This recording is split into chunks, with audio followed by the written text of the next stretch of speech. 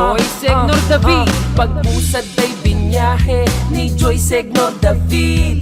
Nakilala ang serbisyong tumutulong sa maraming kababayan. Kasahin sa bayan ng Porac, asahan ng pag-asang pagbabago ay tiyak. Joy Segnor David,